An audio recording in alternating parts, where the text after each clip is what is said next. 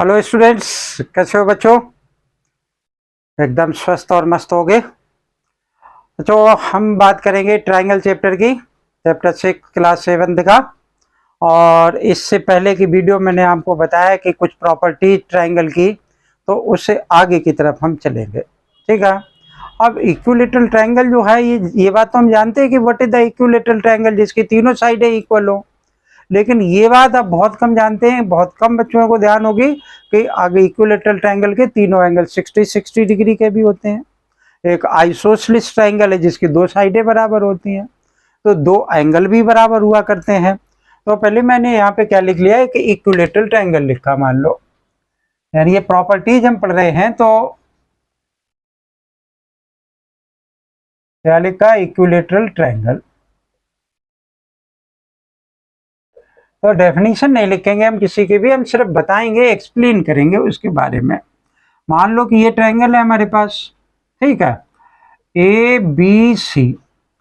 अगर ये A B C triangle equilateral कब होगा? अगर ये ए बी बराबर है बी सी के बराबर ए सी के, यानी A B is equal to B C is equal to A C, then that triangle is an equilateral triangle. मतलब कोई ट्रायंगल इक्विलेटरल ट्रायंगल कब होगा?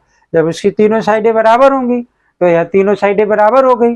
लेकिन बच्चों, अगर कोई ट्रायंगल इक्विलेटरल है, यानी उसकी तीनों साइडें बराबर हैं, तो उसके तीनों एंगल्स भी बराबर होंगे। क्या होंगे? तीनों एंगल्स भी बराबर होंगे। ठीक है।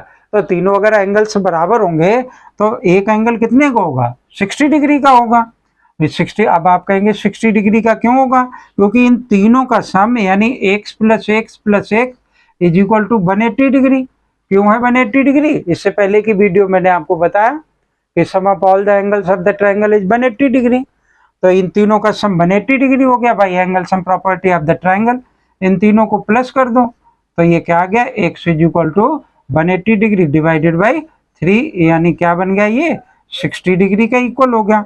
तो यहाँ से ये बात वेरीफाई होती है कि एक इक्विलेटरल ट्रायंगल के जो है ये तीनों एंगल 60-60 डिग्री के हुआ करते हैं। अगर मान लो कि हमें इस तरीके से इसे दे रखा है कि ये और ये बराबर है तीनों, इस तरीके का इंडिकेशन इक्विलेटरल ट्रायंगल के लिए कि यानी ये साइडें तीनों आपस में बराबर है, ये इंडिकेट कर रहा है। अब मान लो उसने एक एक हमें क्या दे रखा है कि एक साइड वो एक एंगल 60 का दे रखा, यहाँ एक्स दे रखा, यहाँ एक्स दे रखा, तो आपको कुछ करने की जरूरत ही नहीं। क्या मतलब हो गया कि ये दोनों एंगल, ये भी 60 का हो जाएगा, ये भी 60 का हो जाएगा। ठीक है ना।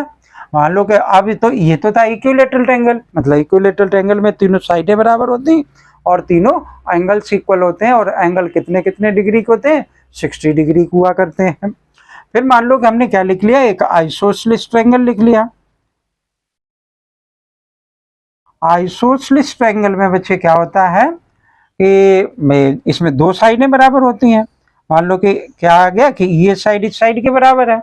ओके। तो अगर ये साइड इस साइड के बराबर है तो बच्चे ये एंगल इस एंगल के बराबर होगा। क्या कह रहा हूं, ध्यान से सुनो कि ये ट्रायंगल ए बी सी में ए बी बराबर है किसके? ए सी के।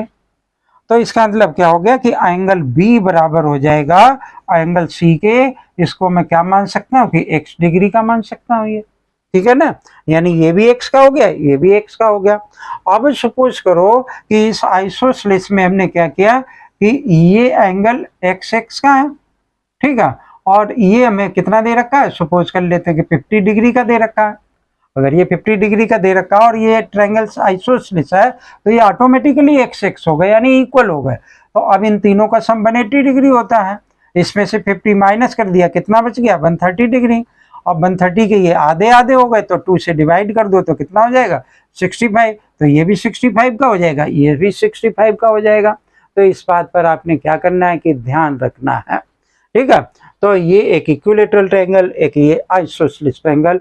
और इसके लिंक ट्रायंगल जो होता है उसमें कोई भी साइड किसी के बराबर नहीं होती है और कोई भी एंगल किसी के बराबर नहीं हो सकता है। तो before it to pause the video and copy it, then we have write the next property. तो बच्चे ये इस टाइप के, जैसे मैंने ये क्वेश्चन आपको एक्सप्लेन किए, हो सकता है कि इस टाइप का क्वेश्चन पेपर वगैरह में हो, तो आप इसको जरूर फोकस रखें। ठीक है। तो नेक्स्ट देखते हैं हम। कि पाइथागोरस क्या होता है, या पहले उससे पहले पाइथागोरस से पहले हम क्या देखें कि एक ट्रायंगल बनाया, यानी यहाँ पर हमने एक ट्रायंगल बना लिया इस तरीके से। ओके, ए बी सी इस ट्रायंगल का नाम डाल लिया। अब ए बी सी इस ट्रायंगल का अगर नाम डाल लिया तो क्या होता है कि एक प्रॉपर्टी है कि sum of any two sides of a triangle is greater than third side,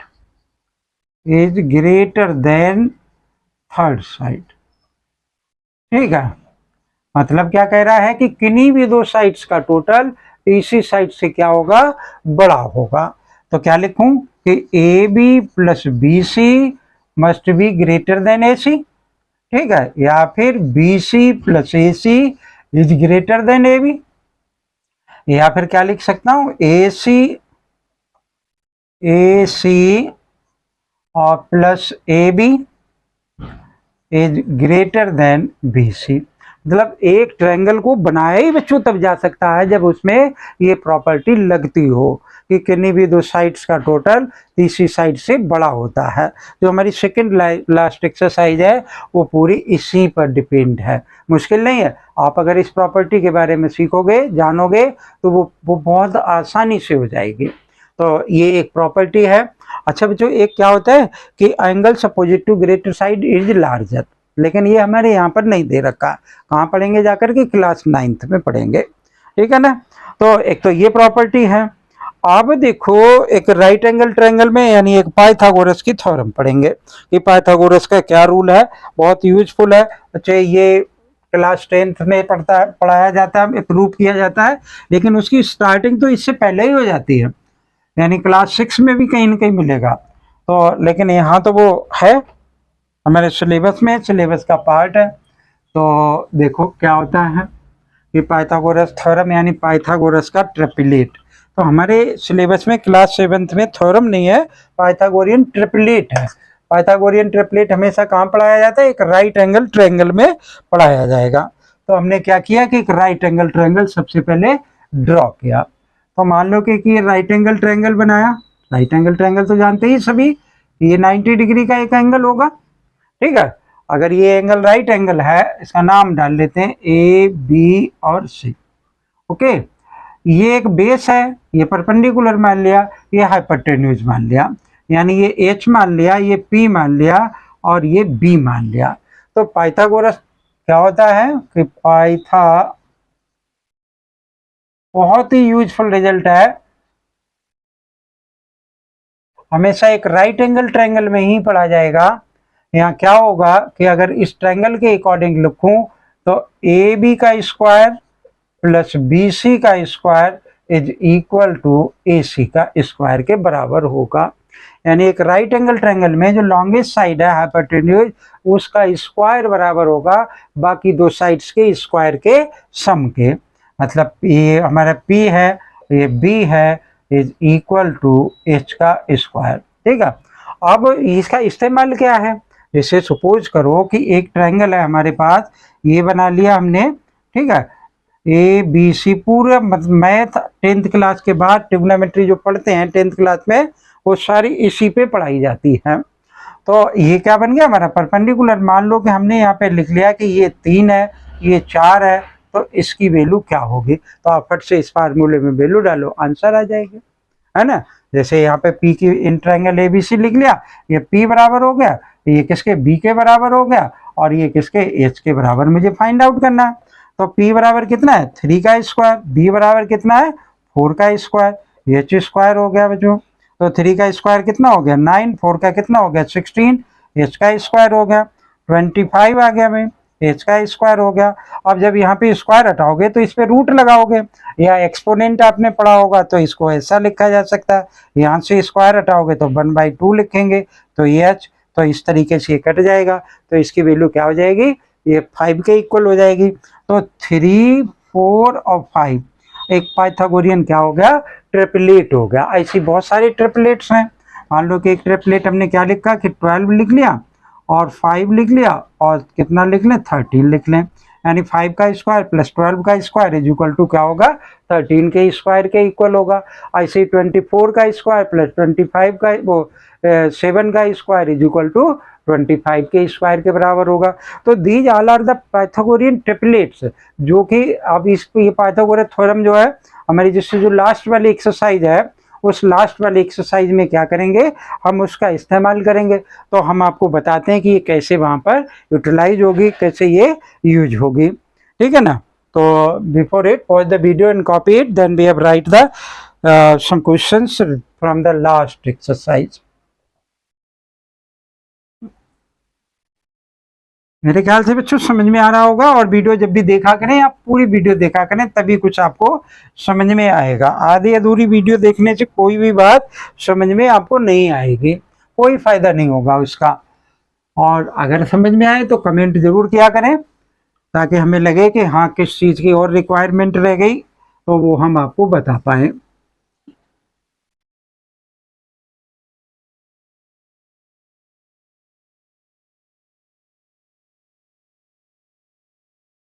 तो देखो निकाल लेते हैं।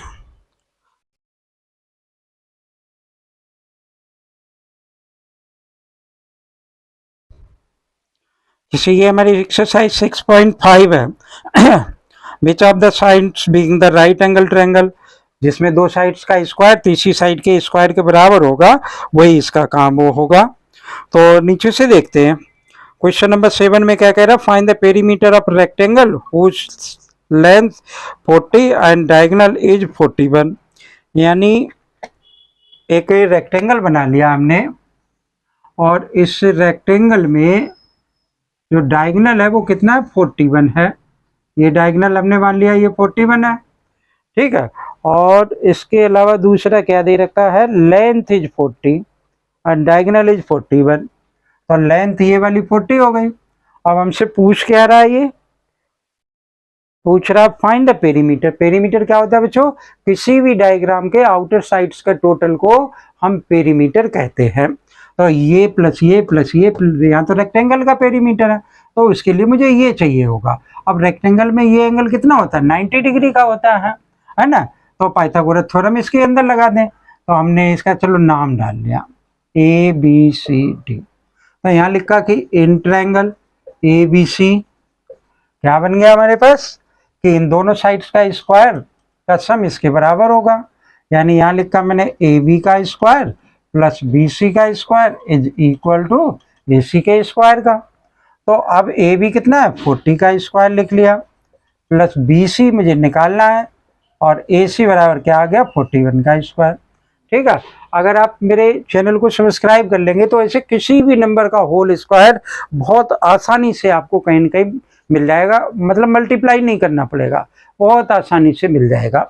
तो लेकिन अब ये 40 का स्क्वायर क्या हो जाएगा, 4 4 16, 1600 हो गया।